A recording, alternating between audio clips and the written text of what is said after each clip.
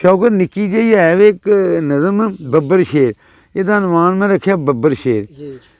ਹੁਣ ਮੈਂ ਜੇ ਕੋਈ ਹੋਰ ਬੱਬਰ ਸ਼ੇਰ ਤਾਂ ਹਰ ਇੱਕ ਦਾ ਆਪੋ ਆਪਣਾ ਬੱਬਰ ਸ਼ੇਰ ਹੈ, ਤੁਸੀਂ ਸਮਝ ਲਿਆ ਜੇ। ਮੈਂ ਬੱਬਰ ਸ਼ੇਰ ਵੀ ਵੇਖਿਆ ਜਿਹੜੇ ਲੱਗਦੇ ਨਾ ਜਿਹੜੇ ਆ ਜੰਗਲ ਦੇ ਪ੍ਰੋਗਰਾਮ TV 'ਚ ਨਹੀਂ ਲੱਗਦੇ, ਤੇ ਬੱਬਰ ਸ਼ੇਰ ਵੀ ਵਿਚਾਰਾ ਵਿਹਲਾ ਹੀ ਬੈਠਾ ਰਹਿੰਦਾ, ਸ਼ੇਰ ਸ਼ਿਕਾਰ ਨਹੀਂ ਕਰਦੀਆਂ। ਤੇ ਮੈਂ ਉਹ ਰੇਂਦ ਦੇ ਬੱਬਰ ਸ਼ੇਰ ਰੱਖ ਕੇ ਨਾ ਇੱਕ ਨਜ਼ਮ ਲਿਖੀ ਹੈ। ਸਹੁਰੇ ਘਰ ਜਵਾਈ ਉਹ ਵੀ ਬੱਬਰ ਸ਼ੇਰ ਹੈ,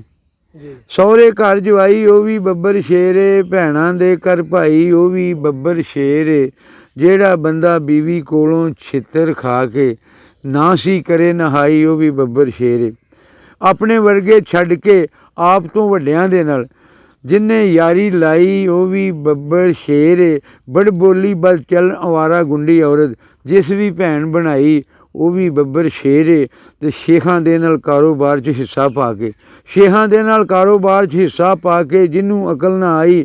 ਉਹ ਵੀ ਬੱਬਰ ਸ਼ੇਰ ਏ, ਤੇ ਦੌਲਤ ਪਿੱਛੇ ਜਿਸ ਬੰਦੇ ਨੇ ਅਨਵਰ ਆਪਣੀ ਇੱਜ਼ਤ ਆਣ ਗਵਾਈ ਉਹ ਵੀ ਬੱਬਰ ਸ਼ੇਰ ਏ, ਸਹੁਰੇ ਘਰ ਜਵਾਈ